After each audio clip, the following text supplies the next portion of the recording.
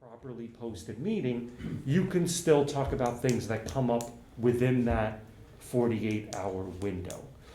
So going forward, my recommendation would be, again, if possible, if you know of certain site visits that had occurred in between meetings, that you should list those in the meeting notice that gets posted. However, if something comes up in between or within the 48 hours, then you can still go ahead and talk about it. So any questions about that? And just let him know, he just turned the camera on, just so you know. It's okay. Mhm. The site visit, I was under the impression that it was because we had the Cretans, or they had requested that the DEP come out there and check out what was being done if it was within the buffer zone. Mm-hmm. So it really wasn't an official meeting, was it?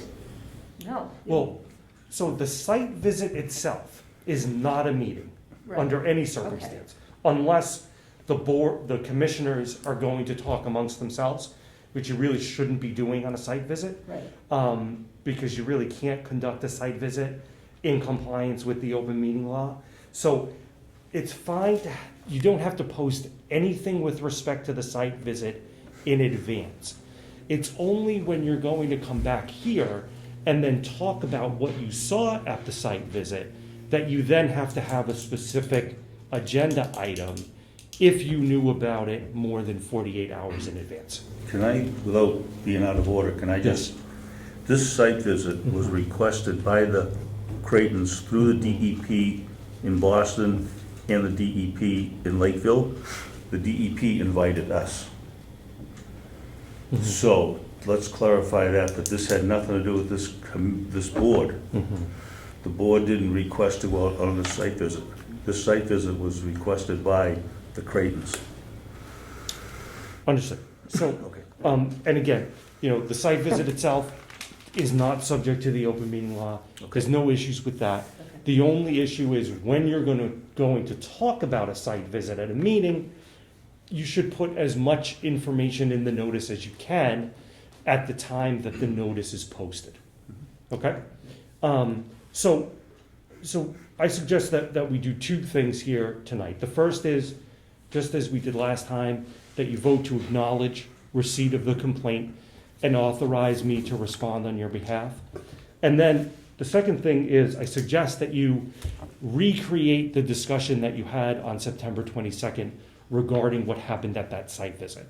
And this is sort of a belt and suspenders type of recommendation. So in circumstances where there's an allegation that your meeting notice was not specific enough to notify the public of what you'd be discussing, you can cure that by having a full discussion at a subsequent meeting with the proper posting. So with respect to this meeting, we provided notice in advance that you would be talking about the 22, is it Helm? Is the J silent? Okay, Helm Street. And so basically, you're really just going to repeat whatever it was that was said at that prior meeting. It's already in the minutes for that meeting. It will be in the minutes for this meeting as well. And this way, anyone who has an interest in that matter will have sufficient opportunity to have learned what was said. Okay? So let's take the first step first. I suggest a motion that the commission acknowledge receipt of the open meeting law complaint filed by William Creighton on September 24th, 2020, and authorize town council to respond on the commission's behalf. Okay, motion to acknowledge, I'll make a motion.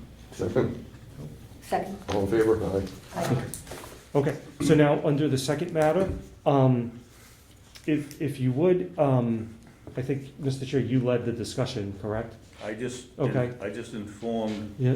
the commission of what the Greg DeCesar from the DEP had agreed with me, or I agreed with him on what was to happen here in time going on. And that was for me to get a botanist to clarify. I could leave everything the way it is and use it the way it is, but to get a botanist to clarify where the wetlands is if I'm gonna do any more to the property. Okay, and, That was, that was just what it was. It's an agreement just based on, even though I have a, it's already been approved by the conservation, he suggested that that'd be the best way to handle it, and I agreed with him. and this site visit occurred on September 22nd? Yes, And Russ and Karen were also present? yes. Okay.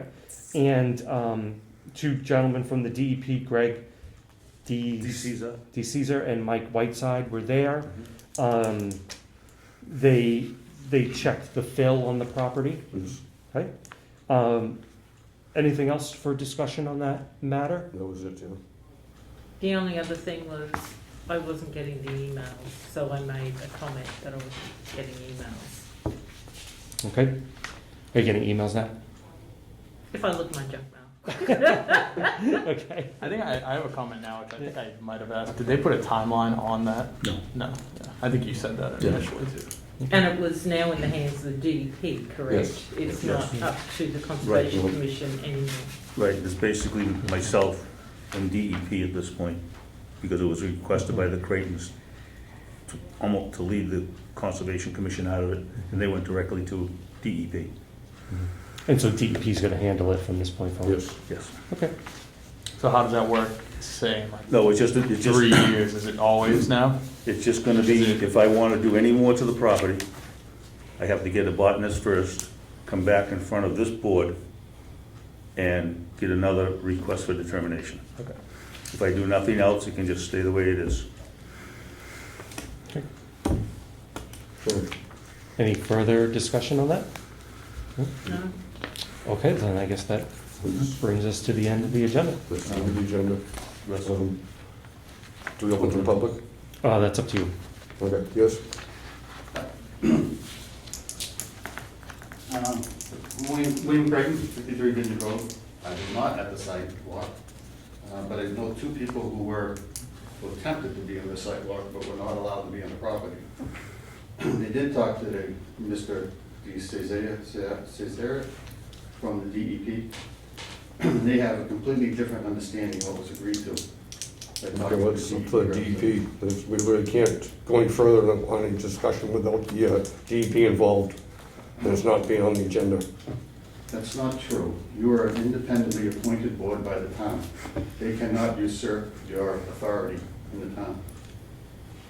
You are appointed to protect the wetlands in the town, and DEP cannot take that away from you. So I have a letter I'm mailing to DEP, if you'd like a copy of it, with a completely different understanding of what occurred at that site assignment.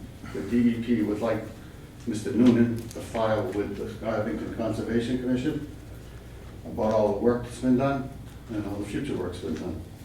You can call the DEP gentleman tomorrow with my letter, and you can see if this is accurate or not. Okay, thank you. Would you like a copy of the letter I'm sending? Yeah, I'll take a call.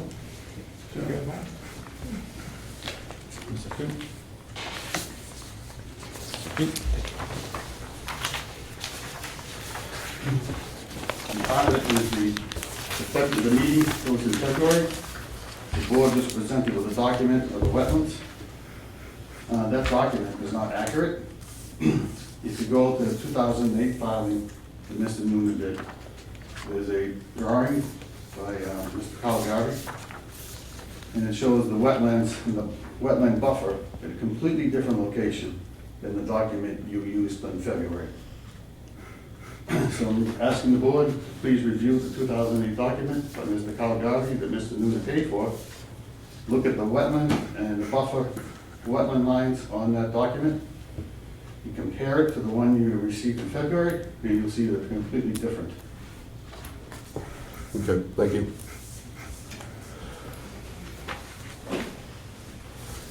Okay, motion to adjourn, I'll motion to adjourn. I'll second it. all in favor? Aye. Okay? All right, great. I'll get that response in for you. Thank you.